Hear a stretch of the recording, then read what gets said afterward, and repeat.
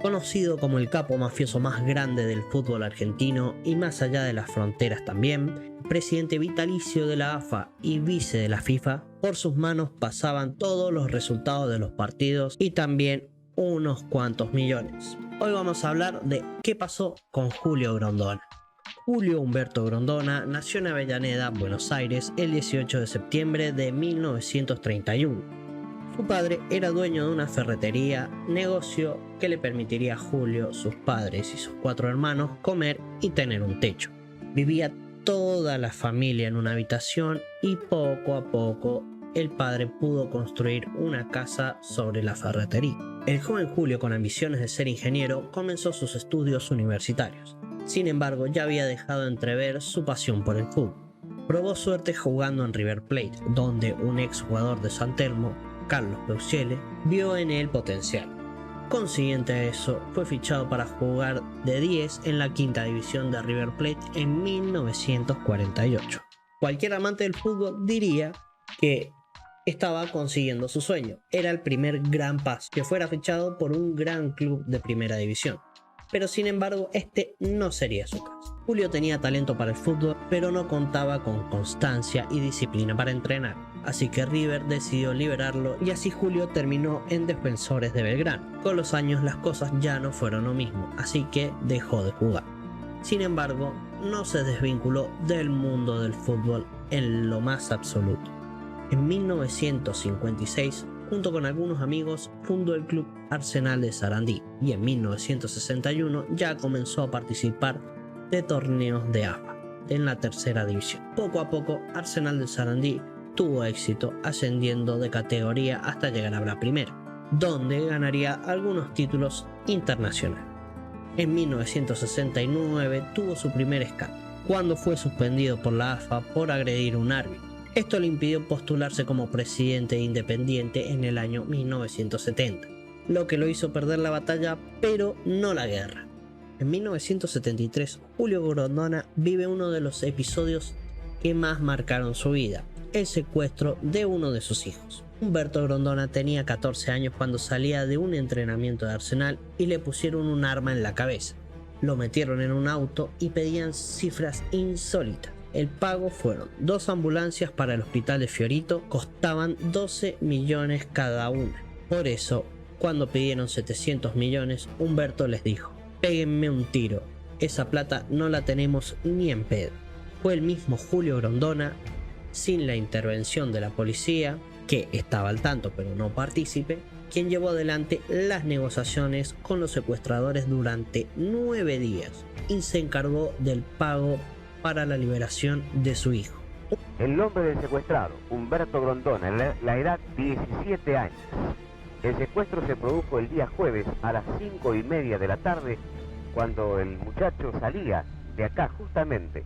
La cámara lo está mostrando en estos momentos, y a 50 metros de este club le fue interceptado el paso por 4 individuos que descendieron de un automóvil y se identificaron inmediatamente como policías, a la vez que los intimidaban con armas.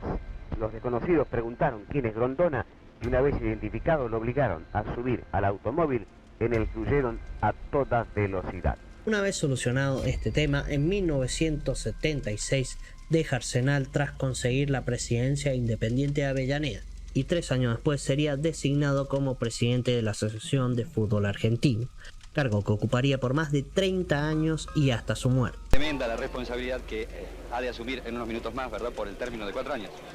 Bueno, yo entiendo que la responsabilidad sí es seria, no cabe ninguna duda, pero ya como lo dije en tiempos antes de la pregunta que usted me dice, es una responsabilidad para toda la gente del fútbol, porque le vuelvo a explicar que entiendo que en mi persona está representada toda la gente del fútbol, todos los clubes de fútbol, para poder gobernar la Asociación de Fútbol Argentino. Que recapacitemos bien, que cumplamos con los ordenamientos que existen en AFA y la responsabilidad no va a ser tanta. Llamó la atención que adquiriese ese puesto al mismo tiempo que el país era dirigido por un gobierno de facto y con el apoyo de uno de los militares que presidieron el país, Carlos Alberto Lacoste. En 1988 también obtuvo la vicepresidencia de la FIFA. A lo largo de su carrera como dirigente de la AFA, Grondona se ha visto envuelto en un sinfín de escándalos y sucesos como mínimo sospechosos, que le han dado su característica fama de mafioso y corrupto. Se lo acusa de recibir sobornos con respecto a las pautas televisivas y enriquecimiento ilícito, e justificaba su patrimonio diciendo que provenía del éxito de la ferretería de su padre, aunque claramente los números no se arreglan. Era un secreto a voces que Grondona lavaba dinero, tenía testaferros, empresas fantasmas que ayudaban a blanquear su patrimonio con ayuda de sus hijos. Por ejemplo, con la familia Comparada, que era propietaria de la empresa de seguros El Surco, tenía una buena relación, ya que eran de Avellaneda como Grondona. La empresa firmó un contrato millonario para ser la encargada de responder por la integridad de la gente que asistiera a los estadios en Argentina.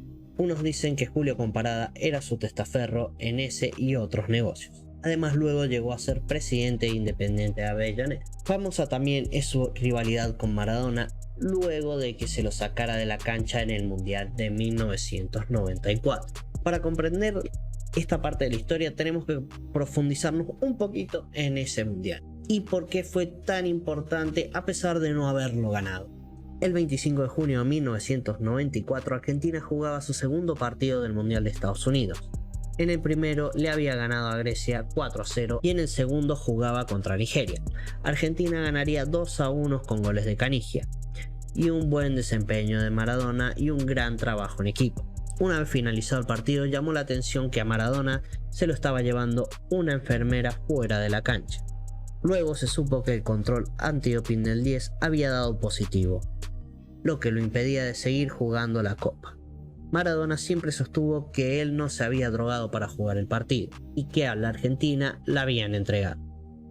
Él y el resto de los jugadores estaban convencidos de que tenían lo necesario para ganar ese mundial y darle al país la tan merecida copa. Sin embargo, con el astro de fútbol fuera de la cancha, el equipo quedó desmotivado y eventualmente fue descalificado. Ahora bien, ¿dónde entra Grondona en todo esto? Pues bien, él, siendo el presidente de AFA y vicepresidente de la FIFA, no defendió a Maradona. Se dice que negoció para que la sanción fuese menor, pero que tampoco pidió un segundo control antidoping. ¿Lo entregaron a Maradona? Sí, bueno, no tenemos prueba.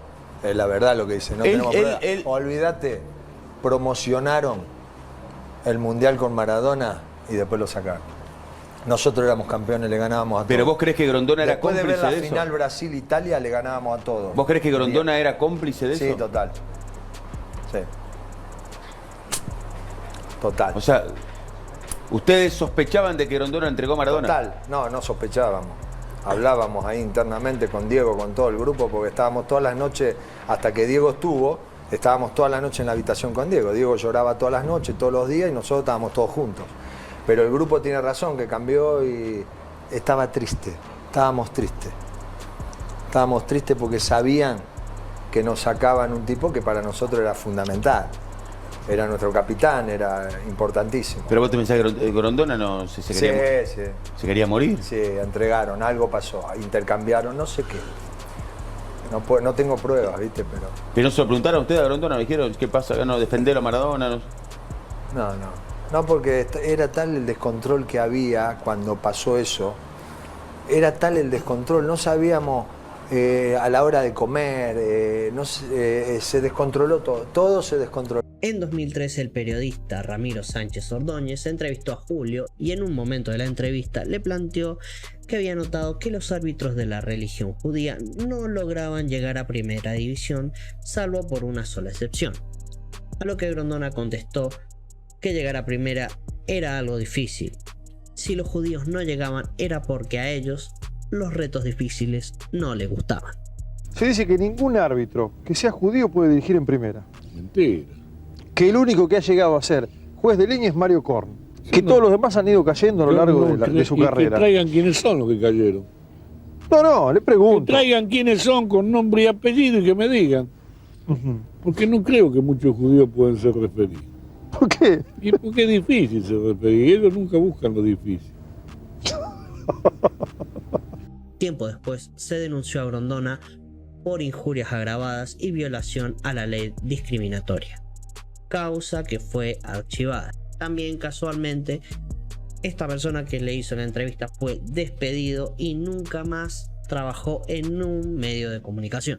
Del año 2009, el gobierno de Cristina Kirchner lanzó la que sería una de sus mayores jugadas políticas en el ámbito del deporte: el programa Fútbol para Todos.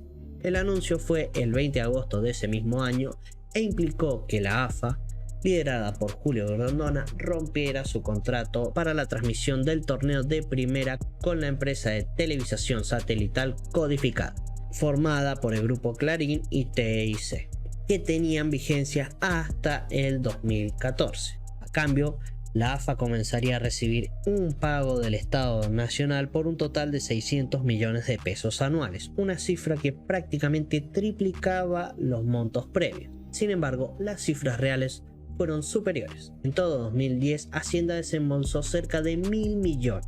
Bueno, ¿y con ella todo bien? ¿Con qué? ¿Con Cristina todo bien? Ay, pelo, me adora, te digo la verdad. Y sí, le tiene que hacer un monumento. Si el único tiro se lo pudo dar con usted. Y aparte sabe muy bien que lo que tiene al lado no sirve por una mierda. Claro. ¿Sabes así que le dijo? El fútbol es política. La pantalla de televisión me importa 3 carajos el horario, el rating o no rating. Así que ahora, muy clarito.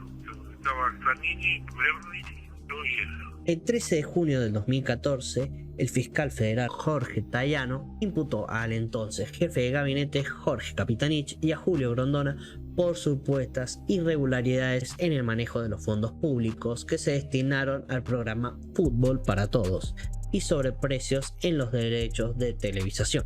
Grondona es el que revende las entradas del Mundial 2014. Protege a los clubes grandes de preocuparse por sus promedios en el torneo de 30 equipos o descender. Favorece la presencia de los equipos del área metropolitana en primera división y afirma que el Argentino C es un torneo de potrero organizado y un largo etcétera. Para Grondona, el fútbol del interior no existe. El 30 de julio del 2014, Julio Grondona fue ingresado en el Sanatorio Mitre tras sufrir una descompensación.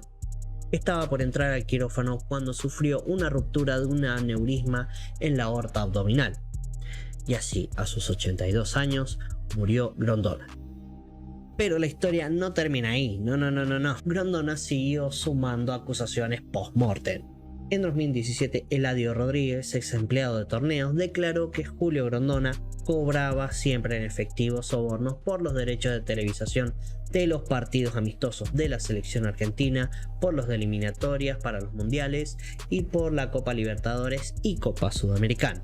En 2016, Sergio Pesota, exárbitro, contó que recibió presiones de Julio cuando River se fue a la B en 2011. Me llamó antes del partido con Belgrano y me dijo: si esto sale mal, nos matan a todos, nos cuelgan del obelisco, estoy en tus manos. En la Copa América me tenía que presentar el viernes, acá estoy, no me requiere, voy a tratar de que esto salga bien. Y esa fue una de las palabras. Estoy en tus manos, te dijo, ¿no? Sí, estoy en tus manos. Según Pesota, que más allá de esto no le dio un penal a River en el primer tiempo, Grondona quería salvar a River del descenso.